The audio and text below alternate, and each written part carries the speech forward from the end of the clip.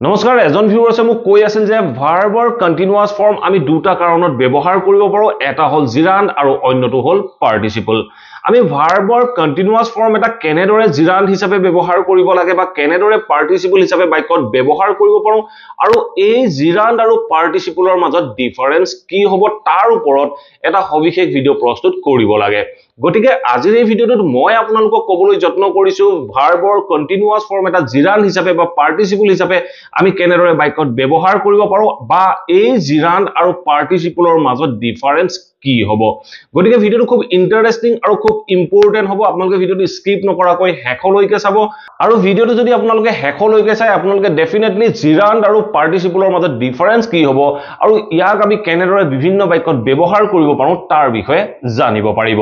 So আহক এটা ভিডিওটো আৰম্ভ কৰো এইখিনিতে এটা বিশেষ ঘোষণা আপোনালোকৰ মাজৰ কোনো লাৰ্নাৰ্ছে যদি অনলাইন মাধ্যমৰ জৰিয়তে মোৰ হৈতে স্পোকেন ইংলিশ বা ইংলিশ গ্ৰামাৰ শিকিব বিচাৰে তেতিয়াহলে তলত উলাই থকা নাম্বাৰটোত আপোনালোকৰ নাম আৰু এড্ৰেছ হোৱাটছআপ কৰক এই ক্লাছটোত আপোনালোকে বেসিকৰ পৰা এডভান্স ইংলিছলৈকে শিকিব পাৰিব আৰু ইংৰাজীত ব্যৱহাৰ হৈ থকা বিভিন্ন বাক্য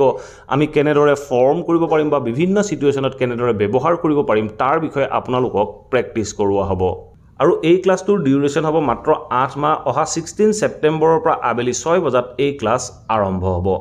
যদি আপুনি এই ক্লাছটোত এনৰোল হ'ব বিচাৰে স্ক্ৰিনত উলাই থকা নাম্বাৰটোত আপোনাৰ নাম আৰু এড্ৰেছ হোৱাটছআপ কৰিবলৈ নাপাহৰিব এই ক্লাছটো সকলো লোকৰ বাবে উপলব্ধ হ'ব ছাত্ৰ ছাত্ৰী হাউসৱাইফ সাৰ্ভিসমেন সকলোৱে এই ক্লাছটোত এনৰোল হ'ব পাৰিব আৰু যদি আপুনি এই ক্লাছটোৰ সবিশেষ পাব বিচাৰে ডেসক্ৰিপচন বক্সত থকা লিংকটোত ক্লিক কৰি আপুনি ক্লাছৰ সবিশেষ ডাউনলোড কৰিব পাৰিব ধন্যবাদ জিৰান্ড আৰু পাৰ্টিসিপলৰ বিভিন্ন এক্সাম্পল চাবলৈ যোৱাৰ আগত বা এই দুটাৰ মাজত ডিফাৰেন্স কি তাৰ বিষয়ে জানিবলৈ যোৱাৰ আগত আমি প্ৰথমে জানিব লগা হয় জিৰান্ড আৰু পাৰ্টিসিপল মানে কি জিৰান্ড বা পাৰ্টিসিপল মানে হল ভাৰ্বৰ কন্টিনিউয়াস ফৰ্ম বা ভাৰ্বত আইএনজি ব্যৱহাৰ কৰি আমি বাক্যত বিভিন্ন ধৰণে ব্যৱহাৰ কৰিব পাৰো আমি যেতিয়া ভাৰ্বৰ কন্টিনিউয়াস ফৰ্ম এটা জিৰান্ড হিচাপে ব্যৱহাৰ কৰিবলৈ যাওঁ তেনে ক্ষেত্ৰত আপোনালোকে সদায় মনত ৰাখিব যেতিয়া জিৰান্ড আমি বাক্যত ব্যৱহাৰ কৰিম এই ভাৰ্বৰ কন্টিনিউয়াস ফৰ্মটো কেৱল মাত্ৰ বাক্যত সাবজেক্ট বা অবজেক্ট ৰূপেহে ব্যৱহাৰ হ'ব পাৰিব আৰু যদি আমি এই ভাৰ্বৰ কন্টিনিউয়াস ফৰ্মটো পাৰ্টিসিপল হিচাপে ব্যৱহাৰ কৰো তেনেকুৱা ক্ষেত্ৰত আপোনালোকে মনত ৰাখিব লাগিব এই ভাৰ্বৰ কন্টিনিউয়াস ফৰ্মটো বাক্যত এডজেক্টিভ ৰূপে ব্যৱহাৰ হ'ব আৰু এই কন্টিনিউয়াস ফৰ্মটোৱে কোনো এটা নাউনৰ বিষয়ে বৰ্ণনা কৰিব আমি আমাৰ ডেইলি লাইফত এনে ধৰণৰ বিভিন্ন বাক্য কৈ থাকো যে আমুকটো কৰি আমুকলৈ গৈ বা দৰজাখন খুলি এনে ধৰণে যিবোৰ বাক্য কওঁ এই বাক্যবোৰত আমি ভাৰ্বৰ কন্টিনিউয়াস ফৰ্ম বা পাৰ্টিসিপল আমি বাক্যটোত ব্যৱহাৰ কৰিব লগা হয় আমি কেনেদৰে ব্যৱহাৰ কৰিম দুই চাৰিটা এক্সাম্পলৰ মাধ্যমেৰে ইয়াক বুজি লবলৈ যত্ন কৰো আহক এতিয়া যদি মই এটা বাক্য কওঁ যে দৰজাখন খুলি তাই গাড়ীত উঠিছিল দৰজাখন খুলি তাই গাড়ীত উঠিছিল কিবা এটা কৰি কিবা এটা শুনি এনে ধৰণে যেতিয়া আমি কবলৈ যাওঁ তেনেকুৱা ক্ষেত্ৰত আমি পাৰ্টিসিপলৰে বাক্যটো আৰম্ভ কৰিব লাগে মই বাক্যটো কি কলো দৰজাখন খুলি খোলাটো ইংৰাজীত কয় ওপেন ওপেনৰ লগত আপুনি আইএনজি ব্যৱহাৰ কৰক আপুনি ক'ব পাৰে যে ওপেনিং দ্য ডোৰ দৰজাখন খুলি তাই গাড়ীত উঠিছিল একদম সিম্পলি আপুনি বাক্যটো ইংৰাজীলৈ ট্ৰান্সলেট কৰি দিয়ক আপুনি ক'ব পাৰে যে she got on the car opening the door she got on the car দৰজাখন খুলি তাই গাড়ীত উঠিছিল ইয়াত এই যেটো ওপেনিং হয় এই ওপেনিংটো আমি পাৰ্টিসিপল হিচাপে ব্যৱহাৰ কৰিলো এতিয়া এই ওপেনটো যদি আমি এজ এ জিৰান্ড হিচাপে ব্যৱহাৰ কৰো মই যদি এটা বাক্য কওঁ যে দৰজাখন খোলাটো সৰু ল'ৰা ছোৱালীৰ বাবে সম্ভৱ নহয় দৰজাখন খোলাটো সৰু ল'ৰা ছোৱালীৰ বাবে সম্ভৱ নহয় এই বাক্যটো চাওক কোনটো সম্ভৱ নহয় কোনটো বুলি প্ৰশ্ন কৰিলে আমি যেটো উত্তৰ পাওঁ হেতু হয় সাবজেক্ট কোনটো সম্ভৱ নহয় দৰজাখন খোলাটো সৰু ল'ৰা ছোৱালীৰ বাবে সম্ভৱ নহয় তেনেকুৱা ক্ষেত্ৰত আমি কি কম এই ওপেনটো আমি জিৰান্ড হিচাপে ব্যৱহাৰ কৰিম এজ এ সাবজেক্ট হিচাপে বাক্যটোত ব্যৱহাৰ কৰিম তেতিয়া আমি বাক্যটো ক'ব পাৰো যে opening the door is not possible for a kid opening the door is not possible for a kid opening the door দৰজাখন খোলাটো is not possible সম্ভৱ নহয় for a kid এটা সৰু ল'ৰা ছোৱালীৰ বাবে দৰজাখন খোলাটো সম্ভৱ নহয় কোনটো বুলি প্ৰশ্ন কৰিলে যেটো উত্তৰ ওলাব হেতু হ'ব সাবজেক্ট কোনটো সম্ভৱ নহয় দৰজাখন খোলাটো সম্ভৱ নহয় এতিয়া হয়তো আপোনালোকে পাৰ্টিসিপল আৰু জিৰান্ডৰ মাজত যেটো ডিফাৰেন্স হয় তাৰ বিষয়ে আভাস ল'ব পাৰিছে এনে ধৰণে বিভিন্ন বাক্য ফৰ্ম কৰি চাওক আপোনালোকৰ বাবে কনসেপ্টখিনি সহজ হৈ পৰিব এটা নেক্সট এটা এক্সাম্পল চাওক নেক্সট এক্সাম্পল কি কৈছে চাওক sitting on the floor he started playing marble এই বাক্যটো চাওক কি গলে Sitting on the floor, floorot bohi, he started playing marble. He floorot bohile aru marble khelibole arambho korile. So floorot bohi he marble khelibole arambho korile boli konte ami bakyotu kolu sitting on the floor, he started playing marble. Floorot bohi he marble khelibole arambho korisil. Moi jodi kওঁ je ঠাণ্ডাৰ দিনত পকাত বহাটো বা ফ্লোৰত বহাটো সম্ভৱ নহয় বা ভাল কথা নহয় এনে ধৰণে যদি কবলৈ যাওঁ আমি বাক্যটো কেনে ধৰণে ক'ব পাৰো এতিয়া সক বাক্যটো কি ক'লে ঠাণ্ডাৰ দিনত ফ্লোৰত বহাটো কোনটো ফ্লোৰত বহাটো সম্ভৱ নহয় সো তেনেকুৱা ক্ষেত্ৰত আমি বাক্যটো ক'ব পাৰো sitting on the floor in the winter sitting on the floor in the winter ঠাণ্ডাৰ দিনত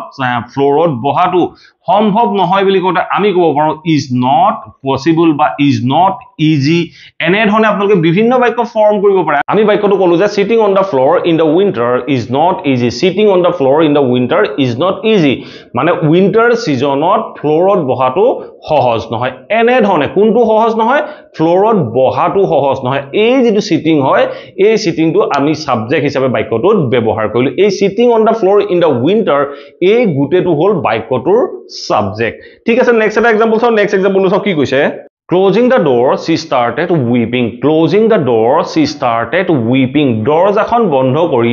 তাই কানিবলৈ আৰম্ভ কৰিছিল এই যিটা পাৰ্টিসিপলৰ বাক্য হয় এই বাক্যকেইটা নোটিস কৰক আমি যেটো পাৰ্টিসিপল হয় বা পাৰ্টিসিপলৰ যেটো পাৰ্ট হয় সেই পাৰ্টটোৰ পিছত আমি এটা কমা ইউজ কৰিছো আৰু তাৰ পিছত আমি নেক্সট সেন্টেন্সটো ব্যৱহাৰ কৰিছো আমি বাক্যটো কৈছো যে closing the door she started weeping দৰজাখন বন্ধ কৰি তাই কান্দিবলৈ আৰম্ভ কৰিছিল এতিয়া যদি এই ক্লোজিংটো আমি কোনো বাক্যত এজ এ সাবজেক্ট হিচাপে ব্যৱহাৰ কৰিবলৈ যাওঁ আমি কেনে ধৰণে ক'ব পাৰো মই ধৰক এটা एग्जांपल যদি কওঁ যে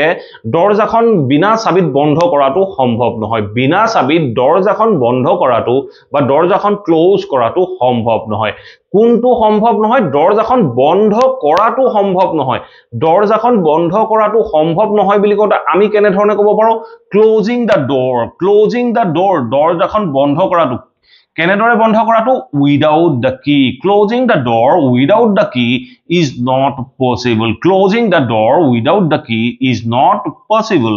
এই বাক্যবোৰত চাওক যিবোৰ জিৰাণ্ডৰ বাক্য হয় এই জিৰাণ্ডৰ বাক্যবোৰত সাবজেক্টৰ পাছত আমি এটা বি ভাৰ্ব ইউজ কৰিছো যদি ভাৰ্ব দৰকাৰ হয় আমি ভাৰ্ব ইউজ কৰিব পাৰো আমি ক'ব পাৰো যে drinking alcohol will damage your health drinking alcohol will damage your health আমাক যিটো বি ভার্ব যিটো হেল্পিং ভার্ব যিটো ভার্ব দৰকাৰ হয় আমি সাবজেক্টৰ পাছত according to the tense সেই ভাৰ্বটো বা বি ভাৰ্বটো ব্যৱহাৰ কৰিব পাৰো আমি যেনে ধৰণে সাবজেক্টৰ ভাৰ্ব আৰু অবজেক্ট ফৰ্মত বাক্যখিনি ফৰ্ম কৰো ঠিক তেনে ধৰণে আমি জিৰাণ্ডৰ বাক্যখিনিও ফৰ্ম কৰিছো আমি বাক্যটো কৈছো যে closing the door without the key is not possible এই without the key পিছত আমি যেটো বি ভার্ব লাগে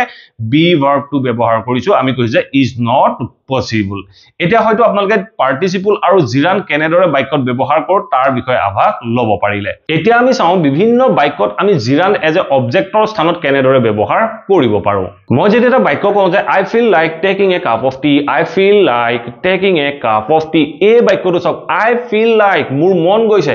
কি মন গৈছে কি বুলি প্ৰশ্ন কৰিলে সদায় অবজেক্টটো ওলায় মই কৈছো যে মোৰ মন গৈছে মোৰ কি মন গৈছে এক কাপ চাহ খাব মন গৈছে এক কাপ চাহ খাব মন গৈছে এই taking a cup of tea এই যেটো taking a cup of tea এই taking a cup of tea to আমি বাক্যটোত অবজেক্ট হিচাপে ব্যৱহাৰ কৰিলো আই ফিল লাইক মোৰ মন গৈছে কি মন গৈছে এক কাপ চাহ খাব মন গৈছে তেতিয়া আমি বাক্যটো কম taking a cup of tea ঠিক আছে নেক্সট এটা एग्जांपल চাওক নেক্সট एग्जांपल কি কৈছে she scares of watching horror movie এই বাক্যটো চাওক কি ক'লে she scares of watching horror movie তাই ভয় কৰে she scares of তাই ভয় কৰে তাই কি ভয় কৰে horror movie চাবলৈ ভয় কৰে horror movie চোৱাটো ভয় কৰে তেনেকুৱা ক্ষেত্ৰত আমি বাক্যটো কৈছো she scares of watching horror movie তাই ভূতৰ সিনেমা বা হৰৰ সিনেমা চাবলৈ ভয় কৰে কি ভয় কৰে কি কৰে এনে ধৰণে যেতিয়া প্ৰশ্ন কৰিম তাৰ যিটো উত্তৰ ওলাব হেতু সদায় অবজেক্ট হ'ব ঠিক আছে লাষ্ট এটা एग्जांपल চাওক লাষ্ট एग्जांपल কি কৈছে I am tired of doing the same work I am tired of মই ভাগৰি পৰিছো মই কি কাৰণে ভাগৰি পৰিছো মই কি কাৰণে ভাগৰি পৰিছো